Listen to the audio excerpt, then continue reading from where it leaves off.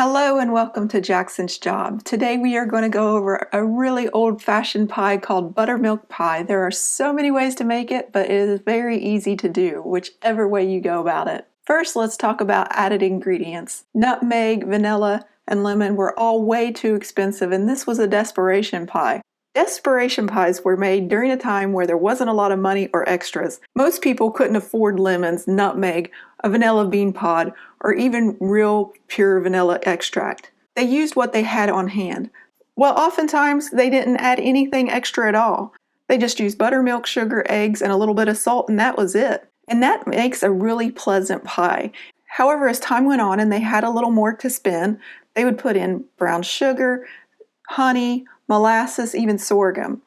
Now, one thing they did often use is good old imitation vanilla. It was cheap and plentiful. Not a lot of people could afford the pure vanilla, but they would use imitation vanilla.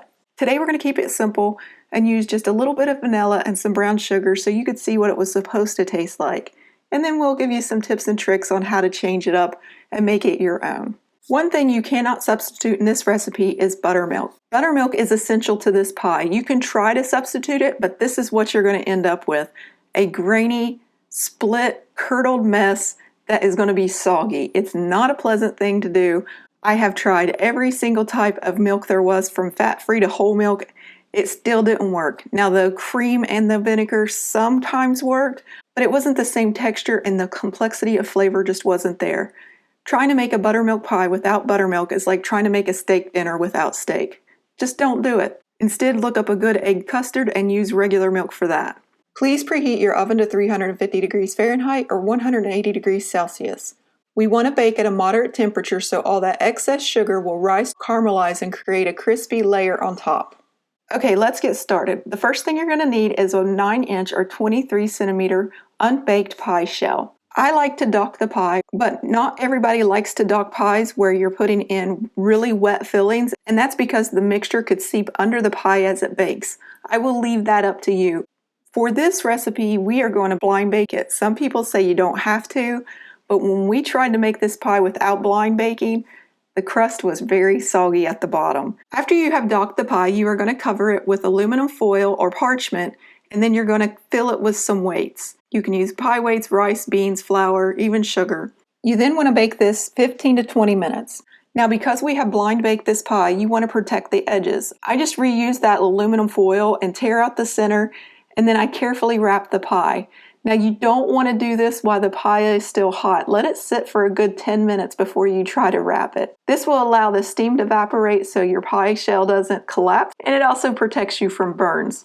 I repeat, do not do this step while the pie is still hot to avoid getting burnt.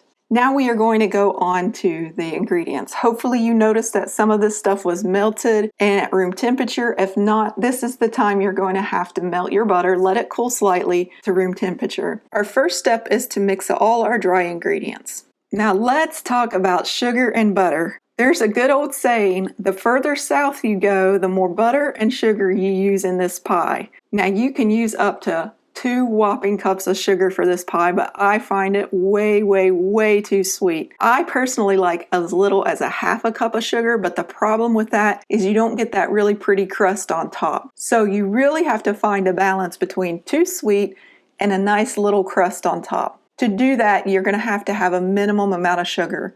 I made over a dozen of these pies to find out what that was. And today that's what we're going to go over. For this sugar, I'm going to use 3/4 of a cup, 150 grams of white granulated sugar, and to that I'm going to add 3 tablespoons of brown sugar, that's 42 grams. The brown sugar just gives a depth of flavor and really helps balance out that tang of the buttermilk. Because we are baking this longer than most custards, we need a thickening agent.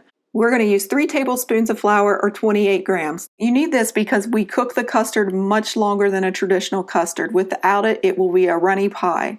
And then for a little bit of flavoring and also to balance out that sweetness, we're going to add 1/4 teaspoon, 1.25 grams of salt. Mix this until it's well combined and you've broken up any lumps. It is going to be quite a sweet pie, so keep that in mind. The buttermilk, again, this is why you don't want to substitute it. It really helps cut through that sweetness. Like I said before, the butter and sugar seems to increase the further south you go. We only use 6 tablespoons of butter or 85 grams. Now, I tried to cut this down to 4 tablespoons of butter, and unfortunately, you really need that fat to protect the eggs from overcooking. Say you want to go to a 1/4 cup, it is perfectly fine. The problem is to get that crust on the top, you have to bake it longer, and that will just curdle and split your egg mixture, especially if you go above 175 degrees Fahrenheit or about 79 degrees Celsius. You're going to end up with sweetened scrambled egg pie. That ain't good. So just keep that in mind if you want to try to cut out your butter more. When you're putting the butter in, make sure to scrape out every little bit. You don't want to leave any behind.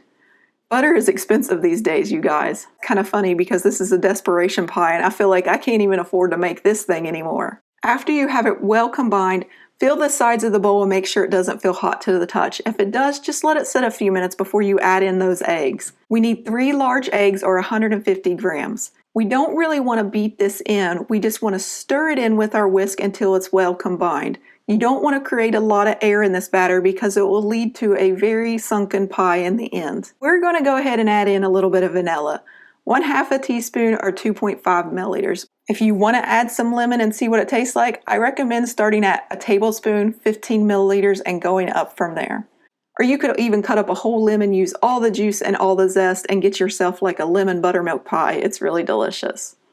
Finally, we're going to add in the star of the show, 1 cup of buttermilk. That's 240 milliliters.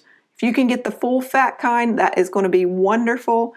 And scrape out every single bit that you can. Don't leave any behind because this is what you need to make this pie special. At this point, you don't want to over whisk. You're just going to gently stir in that buttermilk until it comes together.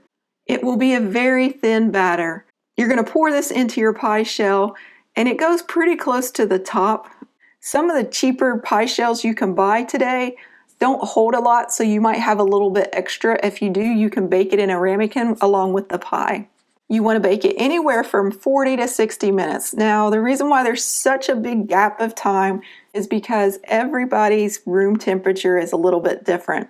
Now, if your ingredients weren't exactly room temperature and they were still, let's be honest, straight from the refrigerator, you're probably going to bake that full 60 minutes, maybe even 70 minutes. That's okay. It will still turn out all right, I promise. But if everything was really warm in your house, it could take as little as 35 to 40 minutes. When I have about 10 minutes left in the pie, and you'll notice it because it'll start to go golden brown, you want to go ahead and remove that aluminum foil to get some coloring on your crust. You want to bake this until the center is set. This is not like a typical custard. When you jiggle it, it should be pretty firm, but it should wobble slightly. Now, because it has souffled up or bubbled up, after it's finished baking, just prop your door open a little bit and let it sit there for a good 5 to 10 minutes until it becomes level with the surface of the pan.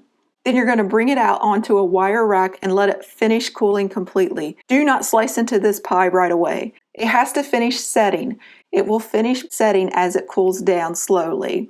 You don't want to rush the cooling process. Don't stick it in the fridge because it'll turn into soup. I did that myself in the past and I was so embarrassed when I went to cut the pie open and it was just basically really liquidy pudding. It really needs that time to set, so a good hour and a half, 2 hours before you slice into it. For best results, chilling it down in the refrigerator will really set that pie nicely.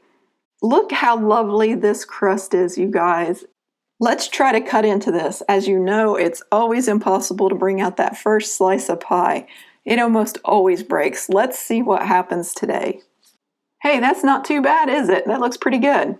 Let's look at it up close. This is a very delicious pie. It has this really nice creamy texture to it. It's almost like a custard, but it's kind of somewhere between a pumpkin pie and a cheesecake. I really enjoy this pie. It is a little on the sweet side, but again, that's what makes the really beautiful crust. I hope you give this recipe a try. It's really simple to make and it's really delicious. You may find yourself eating the entire pie. I have gained about 6 pounds making pies. I am so pied out. I am going to go back on my diet and we are going to switch gears and start making some more fun recipes. We're going to go back to bread and lose a little bit of weight along the way. I hope you enjoyed this recipe. Thank you for watching, and as always, happy baking.